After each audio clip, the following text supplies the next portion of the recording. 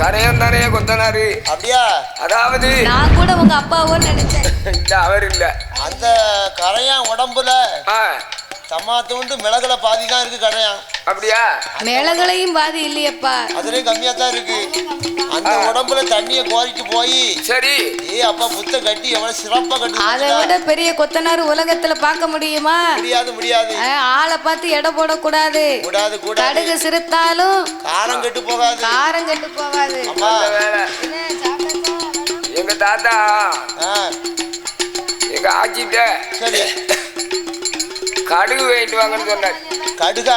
ஆமா கடுகு தாளிக்கிறதுக்கு. சரி தாளிக்கிறதுக்கு கடுகு வேணும்னு சொன்ன உடனே சொன்ன போது இவர் போனாரு. சரி சந்தையில போய் 2 கிலோ கடுகு வாங்கிட்டு வந்தாரு. 2 கிலோ வேண்டாச்சு. ஆமா சரி. அது பூராமே சொத்த கடுகு. பூரா சொத்த கடுகு. ஆமா சரி. அப்போ என்ன கடுகு வாங்கிட்டு வந்திருக்காரு அதானே அப்படின்னு சொல்லி எங்க ஆச்சி தாத்தாவை சத்தம் போட்டா. சரி. தாத்தாவை சத்தம் போடும்போது தாத்தா சொன்னாரு கடுகு சிறுத்தாலும் காரம் குறையாது. அதனால நீ வாங்கிட்டு போறோம். அதனால 2 கிலோ கடுக இன்னைக்கு தாளிச்சு பாரு அப்படின்னு சொல்லி சரி இருப்பு சட்டிக்குள்ள எண்ணெயை ஊத்தி நல்லா தரன்னு கொதிச்சிருக்கு. சரி ஐயா கொதிச்ச உடனே கடுக தட்டினால 2 கிலோ கடுகு தட்டியாச்சு. தட்டின உடனே மூஞ்சி மோரையெல்லாம் அள்ளி. அதான உனக்கு கூரே இல்லைங்க. என்ன கூறுல? என்ன கூறு? 2 கிலோ கடுக வாங்கி எண்ணெயில தட்டினா உன் முகர என்னத்துக்கு ஆகும்? இல்ல ஏன் முகர இல்லைங்க, அரிப்பான தூறு மாதிரி ஆயிராது. ஏன் முகர இல்ல, எங்க ஆச்சி முகர. ஆச்சி முகர தப்பு பண்ண நீர் தானே. அதாவது இலை நிறைய சாப்பாடு வச்சு சரி 2 வகை கூட்டு வச்சு அப்பளம் வச்சாரும் ஊறுகாய் வந்து ஒரு கரண்டி சின்ன கரண்டி தான் வைப்பாங்க. அதை தொட்டு நக்கித்தான் சாப்பிடணும். அதே மாதிரி குழம்பு வைக்க கடுகு தாளிக்க வாங்கிட்டு வாங்கன்னா ஒரு 100 கிலோ வாங்கிட்டு வரணும். அப்படியா? அதான் கூறு கட்ட மாடு 8 கட்டு வைக்க 7 கட்டு வைக்க தின்னுச்சான். கூட 2 தின்னுச்சு இல்ல உனக்கு இருக்க கூறுக்கு. அதானே கேட்டேன். பத்தின் கருப்பாய் பாவநாசம் போனாலாம் 18 வழி ஒன்னாவே போச்சு. அவன் என் பின்னால போறா பாதை கட்டதுக்கு. அப்படியா? சரி சரி. தவறு செய்பவர்களை காட்டிலும் சரி தவறு செய்ய தூண்டுபவர்களே முதலாவது குற்றவாளி. ஆமா. அதனால நீ ஆட்சி செஞ்சது தப்பா இருந்தாலும் நீ தான் அதுக்கு காரணமா இருந்திருக்க. அதனால முதல்ல ஒன்னதான் உள்ள பிடிச்சு போடணும். அது கூட நல்ல குருணமருந்து வாங்கி கொடுக்கணும். ஆத்தா உனக்கு அன்னைக்கே கொடுத்தாலாம் இப்படி பேச மாட்ட. இல்ல குருணமருந்த வாழைப்பழத்துல வச்சு கொடுத்துருன்னு நினைக்கிறேன். அப்படியா? யாமனு கேட்கணும். எதுக்கு? அவன் இனிஷ தாங்க முடியல. என்னையா செய்த அப்படி? ஐயா வெளிய எங்கேயும் வேலைக்கு கீழே போயிட்டு வராப்பல இல்ல. சரி நீ அதை வாங்கிட்டு வந்தானே, நீ இதை வாங்கிட்டு வந்தானே. சரி அதான் சொல்லிருக்காங்க. என்னையா? கிழடு கிடக்க இடம் கேடா. கிழடு இருந்தா கேடுன்னு நீங்க நினைக்கீங்க. ஆனா கிழடு இருக்க இடம் பெரிய வத்தாத கடல். அது அதேதான் அறிவு கடல். ஆமையா. அது பெரிய ஆளு வீட்டுல இருந்தாங்கன்னா எவ்வளவு பெரிய காவல் தெரியுமா? இல்ல எந்த ஊர் உனக்கு? நீ எங்க போற? உள்ள போற? உள்ள எங்க போற? நீ யாரு? என்ன நீ யாரு மவன் அப்படின்னு கேப்பா. அப்படியா? வீட்டுல ஒரு பெரிய ஆளுங்க இருந்தாங்கன்னா நமக்கு என்ன வேணுமோ அவள தேவை பொருளையும் கேட்டு அவங்க கிட்ட வாங்கிக்கிடலாம். அப்படியா? பொன்பொருள் கிடையாது. அத மாதிரி சில பேருக்கு கிழடு இருக்க இடம் கேடா இருக்கு, சில பேருக்கு அறிவு கடலா இருக்கு. அவங்க குணத்தை பொறுத்து. அப்படி இருப்பதனால அப்பேறுபட்ட அந்த மாணிக்க புத்துக்குள்ளே யார் யாரெல்லாம் வாழ்ந்து வருகின்றார்கள் தெரியுமா? நகலோக பட்டணத்தில்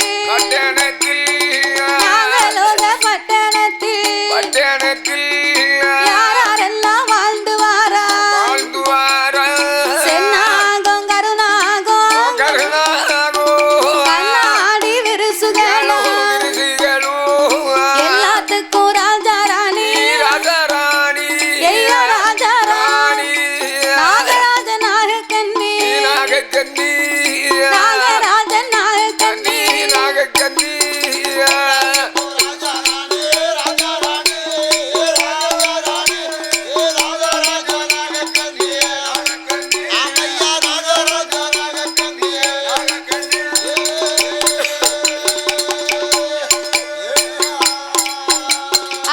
எல்லாத்துக்கும் ராஜாரா நாகராஜன் நாகக்கண்ணி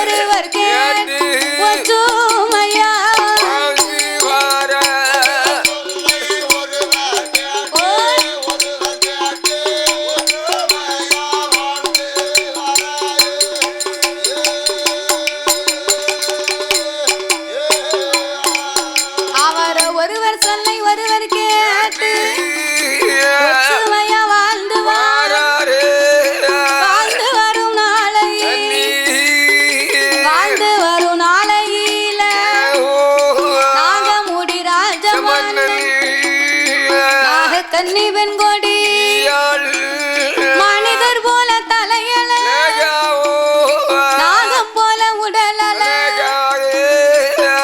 அப்பேற்பட்ட அந்த நாகலோக பட்டணத்திலே சென்னாகம் கருநாகம் கண்ணாடி விருசுகள் எல்லா நாகத்துக்குமே ராஜா ராணியாக நாகராஜனும் நாகக்கன்னியும் நலமோடு வாழ்ந்து வருகிறார்கள். சென்னாகம் கருநாகம் கண்ணாடி விருசுகள் எல்லா நாகத்திற்கும் ராஜா ராணியாக என் நாகராஜனும் நாகக்கன்னியுமாக மனித தலையோடும் நாகம் உடலோடும் தெய்வ அம்சங்களாகவே வாழ்ந்து வருகிறார் அல்லவா. வாழ்ந்து வரக்கூடிய நாகராஜனுக்கும் நாகக்கன்னிக்கும் இறைவனுடைய அருளால் எவ்விதமாகப்பட்ட குறையும் இல்லாமல் அவர் எப்பேற்பட்ட செல்வாக்கோடு வாழ்ந்து வருகிறார் தெரியுமா? அங்கே மண்ணிருக்கு மனையிருக்கு மண்ணால குறைவும் பொன்னிருக்கு பொருளால குறைவும் சொத்திருக்கு சுகமிருக்கு சொத்தால குறைவும் ஆடிருக்கு மாடிருக்கு மாடிருக்கு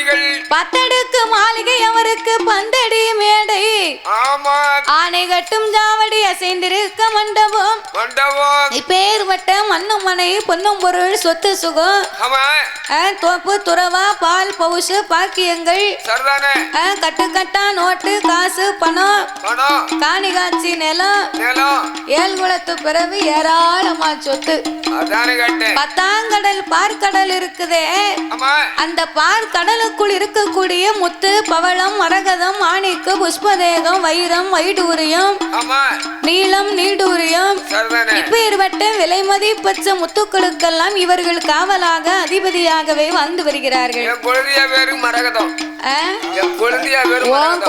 பேரு மரகதம் தான். அந்த அம்மா வீட்டுல இருக்க அவளையா இப்ப நினைக்க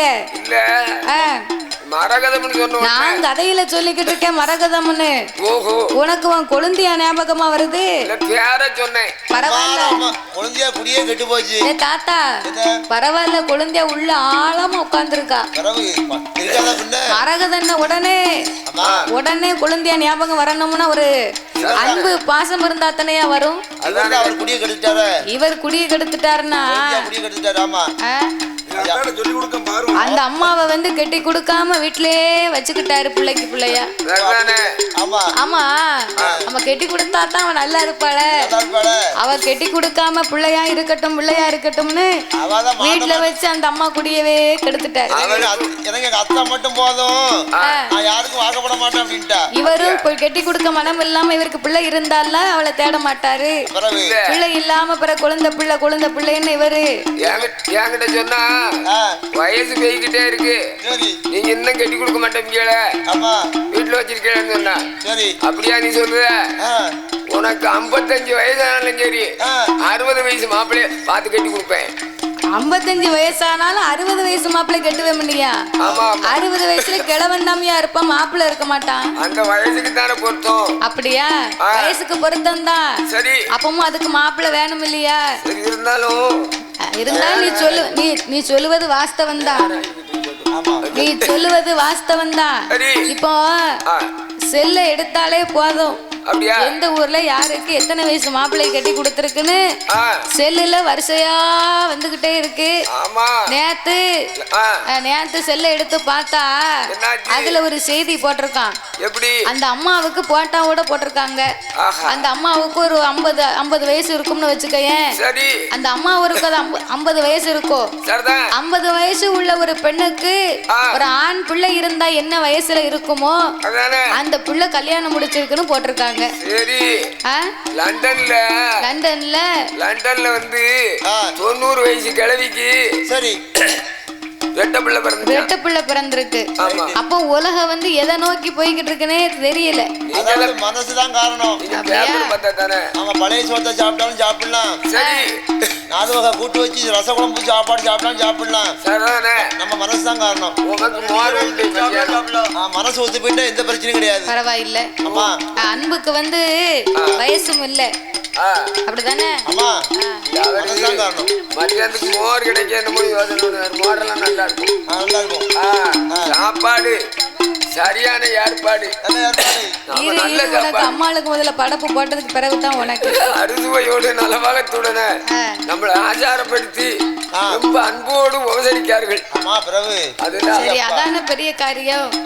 உலகத்தில் அன்பை காட்டிலும் சிறந்தது எதுவும் இல்லை. இயற்கையை மிஞ்சிய அழகும் எதுவும் இல்லை. ஆமா, அப்படி இருப்பதனால நாகராஜனுக்கு ஏகபோக வசதி, அவருக்கு ஏராளமா சொத்து. இத்தனை செல்வாக்குகள் எல்லாம் இருந்த போதிலும் இருவேர்களுக்கும் ஏந்தும் குழந்தையே கிடையாது. ஒரு குழந்தை ஒன்று இல்லை என்று சொல்லி அந்த நாகராஜனை அழைத்த நாகக்கன்னி அவள் கணவனிடத்திலே என்ன சொல்கின்றாள் தெரியுமா?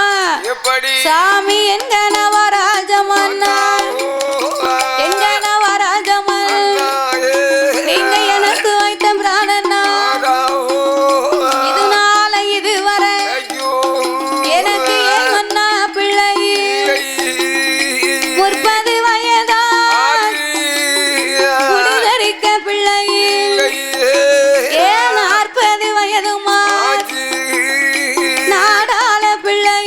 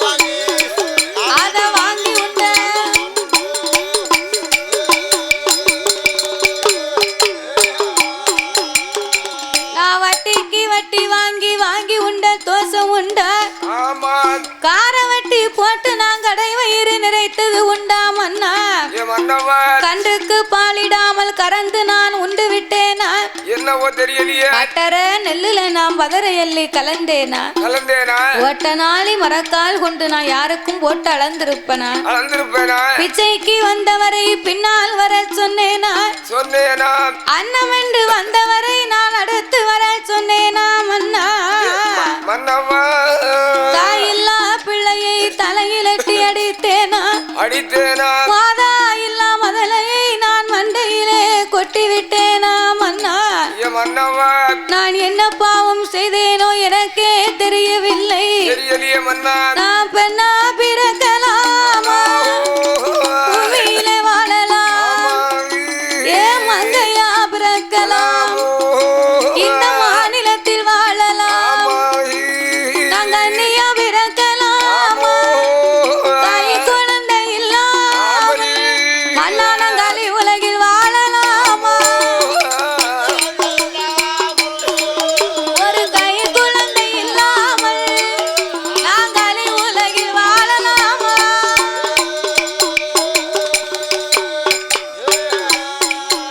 மன்னா யாருடைய தீவினையோ யமனுடைய சொல் பிழையோ காலத்தோட விதிப்படியோ மன்னவ விதிப்படியோ எனக்கு கடவுளோட சோதனையா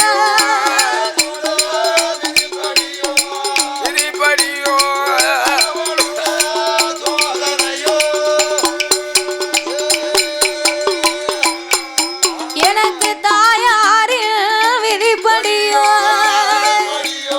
தலையதிலே இட்டெழுத்தா நம் மாதாவில் விதிப்படியா மகாதேவன் இட்டெழுத்தா உள் செய்த பாவம் தானா மன்னா பாவம் தானா எனக்கு முடிந்தது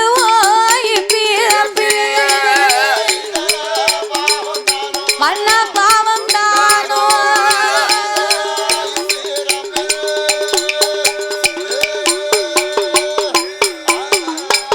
யாருடைய தீவினையோ நமக்கு யமனுடைய சொல் பிழையோ மன்னா காலத்தில் விதிப்படியா எனக்கு கடவுளார் சோதனையா தாயார் விதிப்படியோ எனக்கு தலையிலே இட்டெடுத்தா மன்னா நாம் பெண்ணா பிறக்கலாமா பிள்ளை என்று இல்லாமல் இந்த பூ உலகிலே வாழலாமா மங்கையா பிறக்கலாமா ஒரு மதலை ஒன்று இல்லாமல் மண் உலகிலே வாழலாமா நான் கன்னியா பிறந்து கை குழந்தை ஒன்று இல்லாமல் கலி உலகிலே நான் வாழலாமா மன்னா மன்னா இருந்தாலும் எழப்பமையா இருசி என்று பேர் வாங்கி நான் இறந்தாலும் குற்றம் இல்லை வாழ்ந்தாலும் எழப்பமையா மலடி என்று பேர் வாங்கி மன்னா பேரு வாங்கி நான் மாண்டாலும் குற்றம் இல்லை மன்னவா பேர் வாங்கி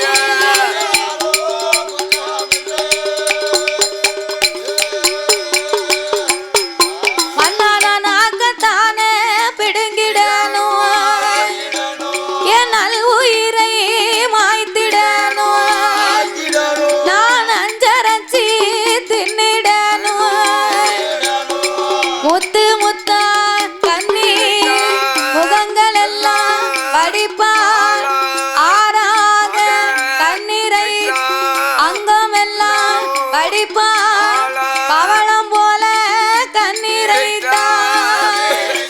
ஏனாக கண்ணீர் அவ பக்கம் எல்லாம் வடிப்பார் கண்ணீரை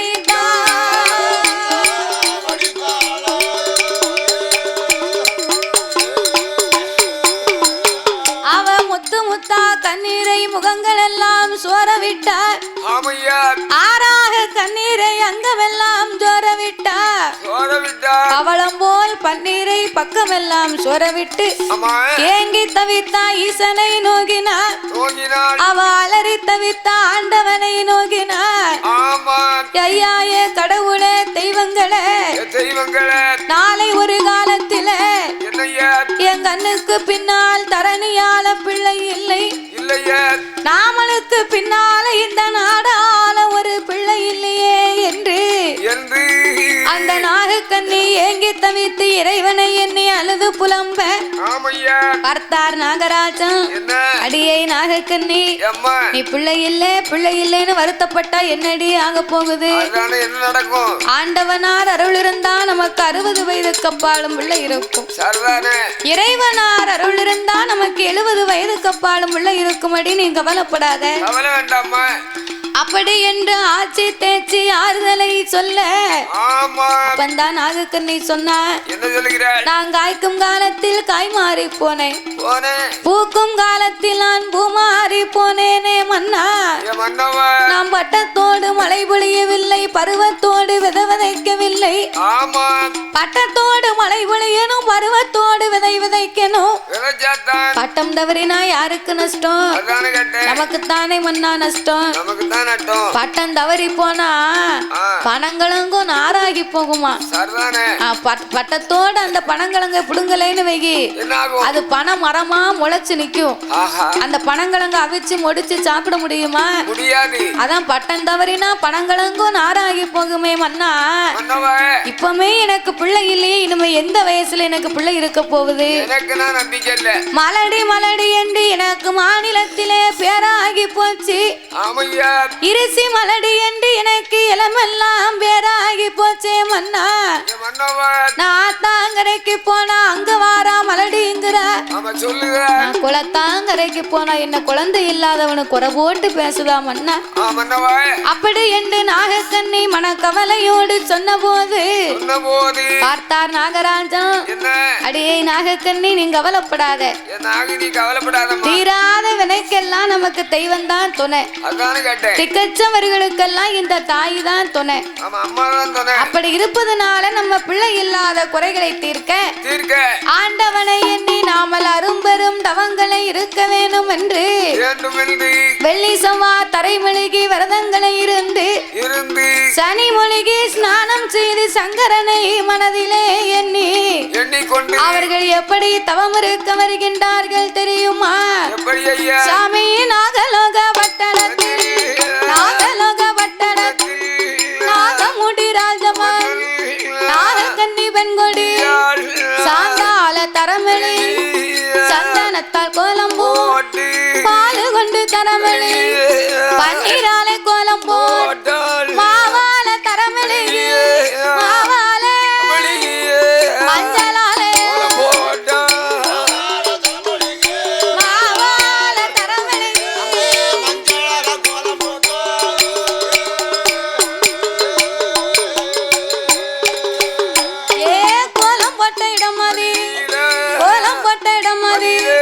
குருத்து வாழை இலை விரி நாயகனை பிடித்து வை நிறநாளி நிறமர தேங்காய் தீபங்களை ஏற்றி வை ஆல குழியமைத்தார் 1000 முழங்கம்ப நாட்டி கம்பத்துக்கு மேல எல்லாம் தவ பொருளை எடுத்து வை ஆல குழியமைத்து அதிலே 1000 முழம் கம்பத்தை நாட்டி கம்பத்துக்கு மேலே தகுந்த தவ பொருட்களை எடுத்து வைத்தார்கள்.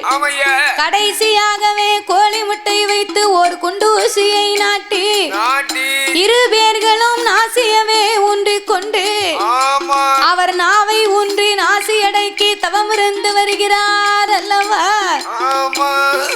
உண்ணாமல் உறங்காமல் உடையவன் திருப்புகளை மறக்காமல் அன்னம் தன்னை அருந்தாமல் ஆண்டவன் திருப்புகள் மறக்காமல் 12 வருட காலங்களாகவே அவர்கள் இறைவனை எண்ணி தவம் இருந்து வந்தார்கள்.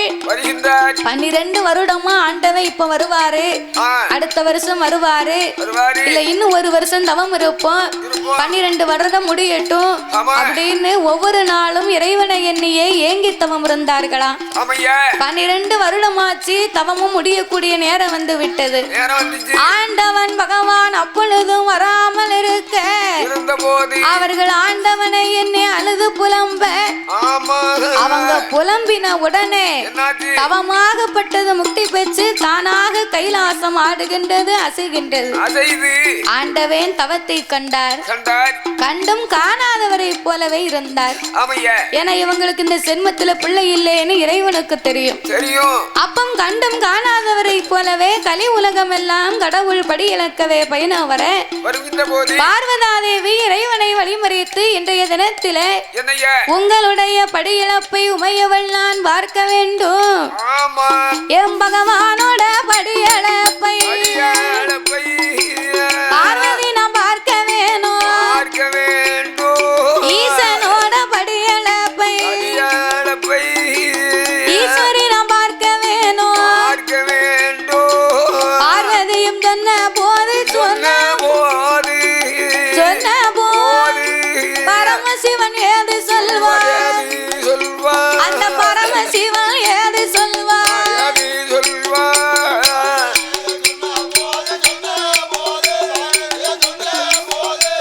ஏ பரமசிவன் ஏது சொல்வார், பரமசிவன்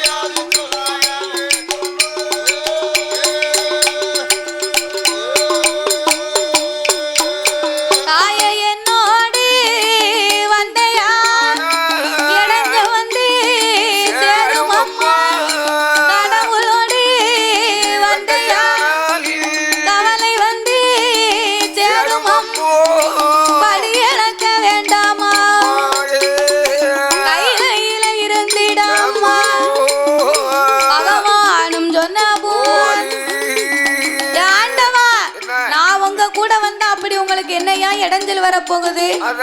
பார்வதி நான் உலகத்தை ஒரு விதமாக படைத்தேன், உலகில் உள்ள மக்களை நான் பலவிதமாக படைத்து உள்ளேன். ஒருவரை கூனாக படைத்திருப்பேன், இன்னும் ஒருவரை குருடாக படைத்திருப்பேன். கூன் குருடு செவடு பேடு நொண்டி மூக்கரையாகப்பட்டவர், குழந்தை உள்ளவர்கள் குழந்தை இல்லாத பேர்கள், நீ பெண்ணா பிறந்தவா பேழை மனம் கொண்டவா, அவருக்கு என்ன ஆச்சு இவருக்கு என்ன ஆச்சு அப்படின்னு உன் வாயை வச்சுக்கிட்டு நீ சும்மாவே இருக்க மாட்ட. அவங்க பாவ புண்ணிய கர்ம தர்மத்தின்படி நான் கடவுள் படைத்திருப்பேன் அம்மா, அதை பத்தி உனக்கு தெரியாது, அதனால நீ என் கூட வர வேண்டாம். ஆண்டவா உங்க கூட வரும்போது நான் ஒரு வார்த்தையுமே பேச மாட்டேன், இன்னைக்கு கண்டிப்பா என்னை அழைத்து செல்ல வேண்டும். அப்படியானா ஒன்னு எனக்கு வாக்கு சொல்லி கொடுக்கணும்.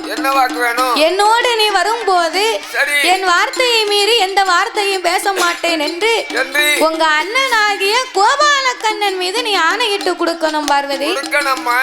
இவ்வளவுதானா? அப்பவே சொல்ல வேண்டாம், எங்க அண்ணன் கோபாலக்கண்ணன் மேல சத்தியமா உங்க கூட வரும்போது நான் ஒரு வார்த்தையுமே பேச மாட்டேன். அப்படி என்று வா பூட்டு சட்டங்களை வாங்கிய பார்வதி அவர்கள் படைத்த உலகம் எல்லாம் படி இழக்கவே பயணம் வருகின்றார்கள். அவர்கள் எப்படி வருகின்றார் தெரியுமா? ஏழாளி நல்லது நினைய கொண்டு நாடு எங்கு வருவார், உரிய நினைய கொண்டு உலகம் எல்லாம் வருவார், மறக்க நல்லது நினைய கொண்டு மாநிலம் வருவார், ஆளாக்கு நினைய கொண்டு அகிலம் எல்லாம் வருவார், படி இழந்து முடிப்பார். படி இழந்து முடித்த போது அந்த பகவானை தான் அழைத்து நாளிதினை கொண்டு நாடு எங்கும்படி இழந்தார்கள். தேவர்கள் உரியதனைய கொண்டு உலகமெல்லாம் வடி இழந்தார்கள். மறக்காதனை எடுத்தார் மாநிலமும் வடி இழந்து முடிக்க பார்வதிக்கு நடந்து வந்த களைப்பு தீர சற்று நேரம் அமர்ந்து விட்டு போவோம் என்று ஓர் ஆலமரத்தடியிலே அமர்ந்திருக்க அச்சுதனாகி என்பெருமான் பார்வதி தன் மீது செய்து கொடுத்த சத்தியத்தை பரிசோதிக்க அந்த ஆலமரத்தடியிலே 10 ஆடு மாடை நிறுத்தி மரத்திலே 10 வயது பாலகனை முனைக்கொப்பிலே உட்கார்ந்து அடிக்கொப்பை வெட்டும்படியாக அவனுக்கு கண்ணனுடைய கட்டளை.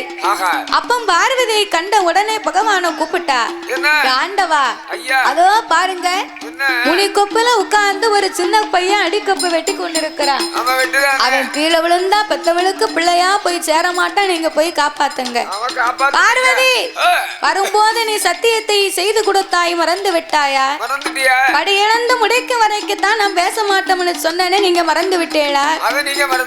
சரி அம்மா.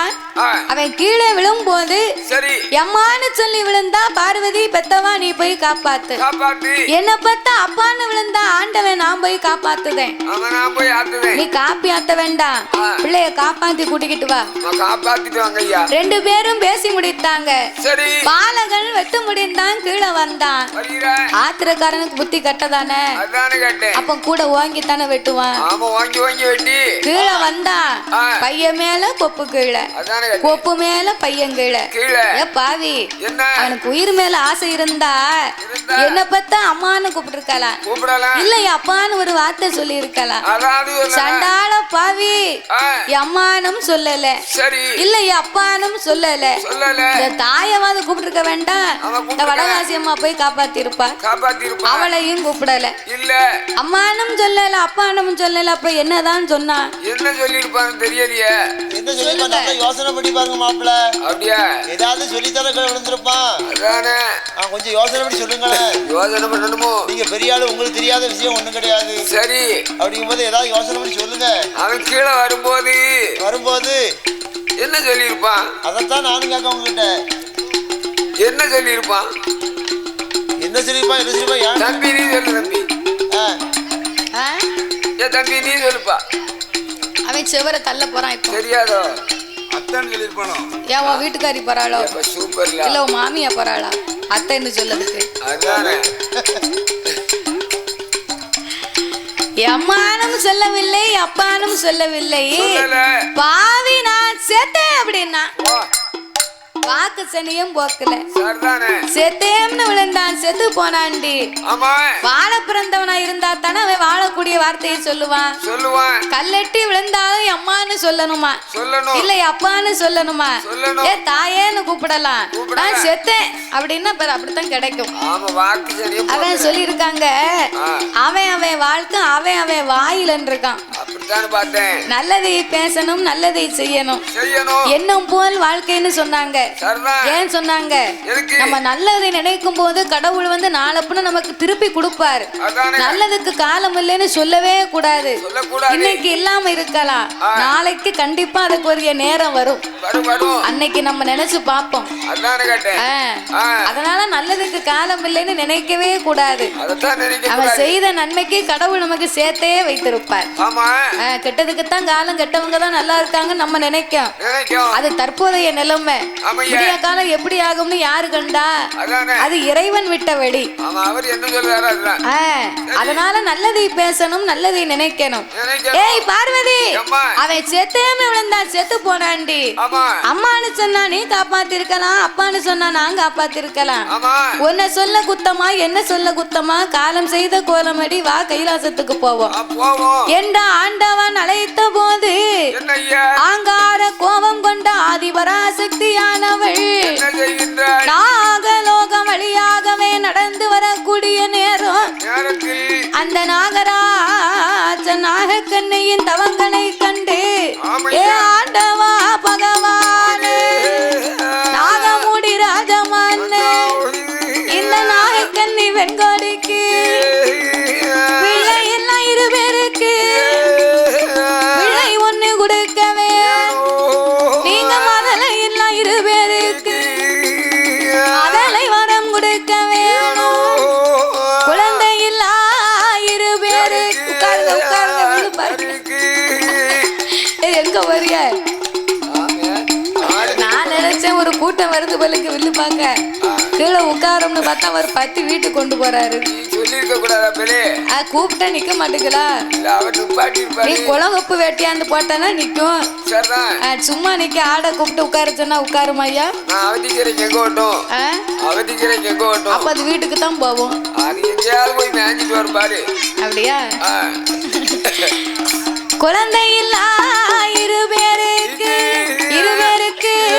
குழந்தை வரம் கொடுக்க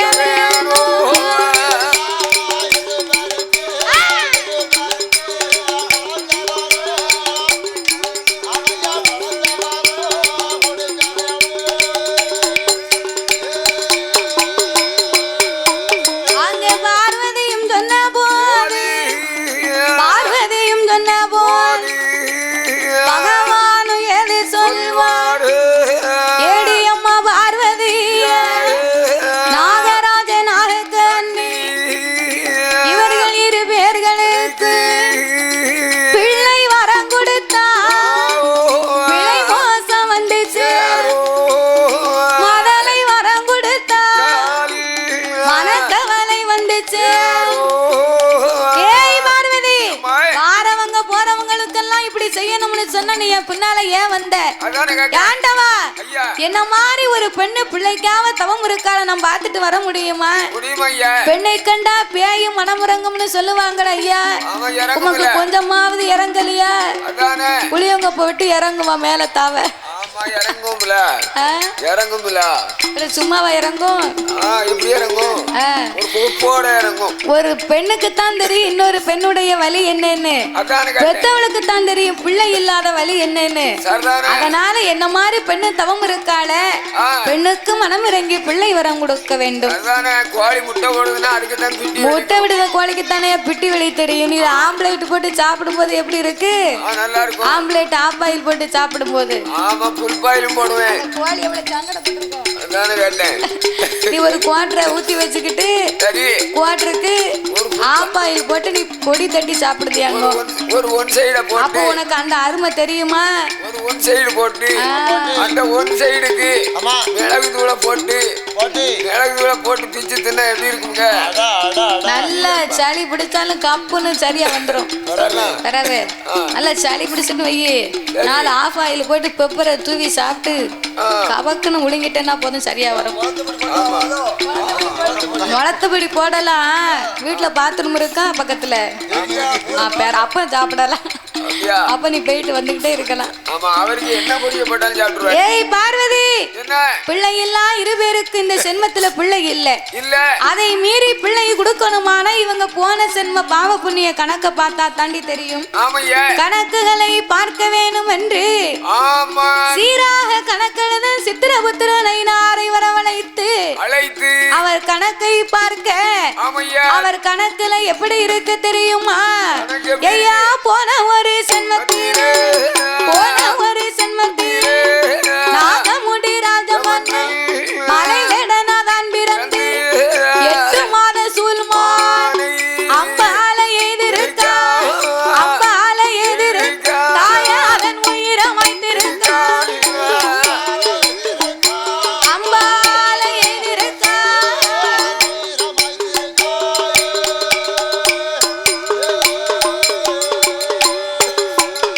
ஏடி மானை கொண்ட தோசத்தா மகளை ஒண்ணு கிடையாது.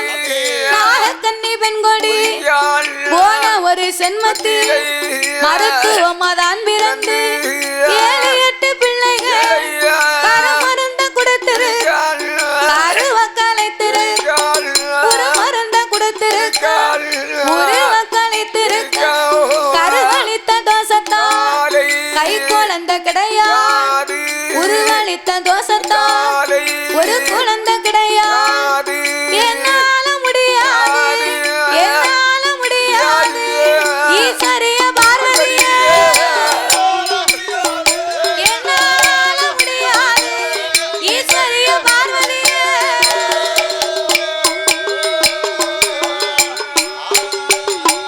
ஏய் பார்வதி, போன சென்மத்திலே நாகராஜன் மலை வேடனா பிறந்து 8 மாத சூல்மான அம்பால எய்து அதன் உயிரையே வாய்த்திருக்கிறானடி.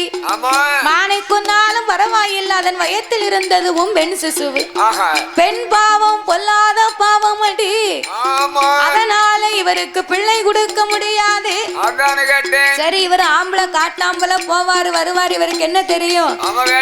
பொம்பளை இந்த நாகக்கண்ணி கணக்க பாப்போம்னு பார்த்தா அவ இவருக்கு மேல பெரிய விருது.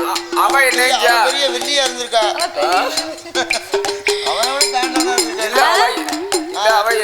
அவன் மருத்துவமா பிறந்து 7 பிள்ளைகளுக்கு கருமருந்த கொடுத்தா, கருவை கலைத்தா. உன்ன மாதிரி ஆளுகள் அப்ப இருந்திருக்காங்க. அப்பமே உள்ள பிடிச்சு அடைக்காம தானே நீ எல்லாம் வெளியே சுத்திக்கிட்டு வர. கருமருந்த கொடுத்திருக்கிறா, அவ கருவை கலைத்திருக்கிறா. ஆகையினால் கை குழந்தையை நான் கொடுக்க மாட்டேன் பார்வதி. பிள்ளை சட்டை, அதனாலே நான் கை குழந்தை கொடுக்க மாட்டேன் பார்வதி. என்னால முடியாது என்பெருமான் தங்கையாகப்பட்டவளே. வாயம் பின்னால கைலாசத்துக்கு போவோம். ஆண்டவா, நீர் பிள்ளை வரம் கொடுக்கலன்னா உம்ம கூட நான் ஒரு அடி எடுத்து வைக்க மாட்டேன். என்னை போல பெண்ணல்ல, பெண்ணுக்கு மனம் இறங்கி பிள்ளை ஒண்ணு கொடுக்க வேணும். மங்கைக்கு மனம் இறங்கி மகளை ஒண்ணு கொடுக்க வேணும். கண்ணிக்கு மனம் இறங்கி கை குழந்தை கொடுக்க வேணும். பிள்ளை வரம் கொடுக்கவே பின்னால வரமாட்டே. கை குழந்தை கொடுக்க விட்டால் கை குழந்தை நான் கைலாசம் வரமாட்டேன்.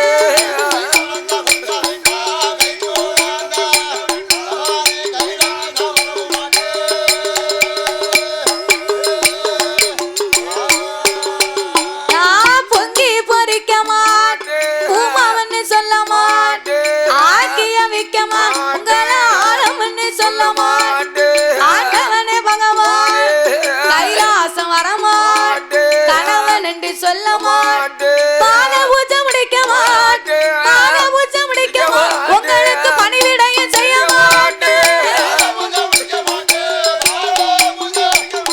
நான் பணிவிடையும் செய்ய மாட்டேன்.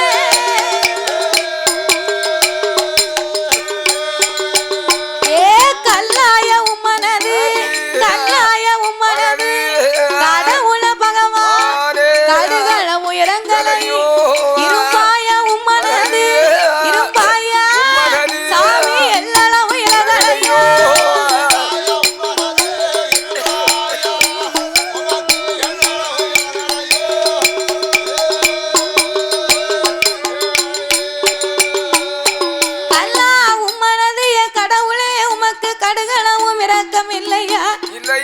இரும்பா உம்மனது சுவாமிக்கு எல்லளவும் இரக்கம் இல்லையா இறைவா.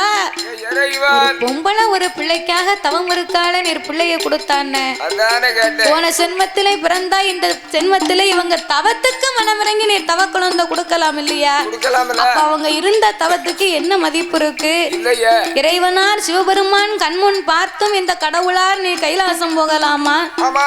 நீர் பிள்ளை கொடுக்காவிட்டால் உங்க கூட வரமாட்டேன், உங்களை உடைய வேணென்று சொல்ல மாட்டேன். பிடிங்க கொதி வைப்போம், நல்ல கோழி. கைலாசம் வர மாட்டேன், உங்களை நான் கடவுள் என்று சொல்ல மாட்டேன் ஆண்டவா. அப்படியா? கோழியை பிடிச்சுன்னா உன்னை ஊர்ல கட்டி வைக்கத்தான். ஒரு கோழிக்கு ஆசைப்பட்டு உன் உயிரை கொடுக்க போறியாக்கும். போற ஊரெல்லாம் கோழியை கலாண்டலிங்க சும்மா சொல்லி பார்த்தேன். அதான கேட்டேன், யாரும் ஊர் கூட்டம் போட்டுவாங்க.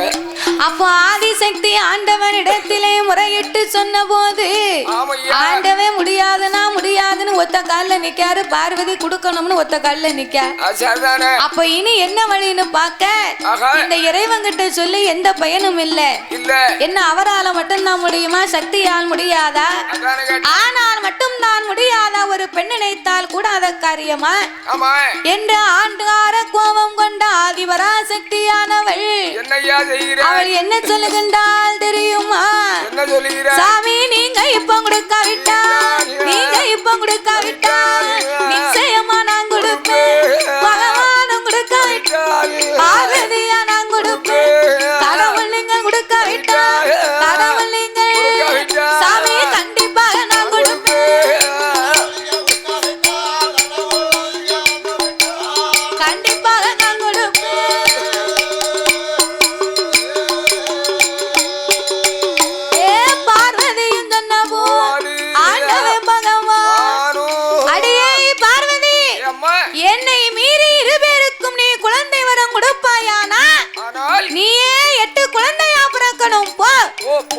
என்ற ஆண்டவன் சாபத்தை கொடுக்க ஆண்டவா நான் யாருக்கு பிள்ளை வரம் கொடுக்க சொன்னாலும் நீங்க இப்படியே சாபத்தை கொடுக்கீங்க. ஒரு நாகத்தின் வயத்துல போய் நான் கருவா சனிக்க முடியுமா? சட்டம் கிடையாது. கருவுச்சு பிறக்குமானால் அது தெய்வம் இல்லை. அப்படி பிறந்தாலும் என் சிவபெருமான் அவருக்கு மாற்று உயிர் கொடுத்தா தானே அது தெய்வமாகும். அந்த நாகத்தின் வயத்துல நான் கருவுச்சு பிறக்க சட்டம் இல்லை ஆண்டவா, எனக்கு மாற்று வரங்களை தாரும். அப்படியானால் ஆதி கைலாசத்திலே இருந்து அமிர்தம் என்னும் 8 கலசங்களை வரவழைத்து அவர்கள் 2 பேர்களுக்குமே வரங்களாகவே கொடுத்து அது 21 நாள் அரை மண்டலங்கள் 48 நாள் வரைக்கும் ஒரு மண்டலங்கள் பூஜை இருக்க சொல்லு. அந்த 48 நாளைக்குள்ள 1008 சொருவத்தில அரசுருவத்தை எடுத்து நீ கருவுருவாய் சனித்து கை குழந்தையா பிறக்கணும் பார்வதி என்ற ஆண்டவனார் மாற்று வரங்களை கொடுக்க ஆதிசக்தி அமிர்தம் என்னும் 8 கலசங்களை வரவழைத்து நாகராஜா நாகக்கண்ணி இதோ உங்களுக்கு பிள்ளை இல்லா கலிகளை தீர்க்க நான் தருகிறேன். இந்த 8 கலசத்தையும் வைத்து பூஜை இருந்து வாருங்கள். 48 நாளைக்குள்ள நாளான நாளையிலே நல்ல செவ்வாய்க்கிழமை என்று 8 கலசத்திலே 8 குழந்தைகளாக நானே வந்து அவதாரம் செய்வேன் என்று ஆதிபராசக்தியானவள் வாக்கு வரங்களை கொடுக்க அவர்கள் எப்படி பூஜை இருந்து வருகின்றார்கள் தெரியுமா? சாமி நாகராஜா நாகக்கண்ணி நாகலோக பட்டணத்திலே அந்த மாணிக்க புத்துக்கு முன்னால அத மேல வாசல் தன்னாதில அத வட்டமாக சுத்தி அடுக்குவாரா அவர் உடலத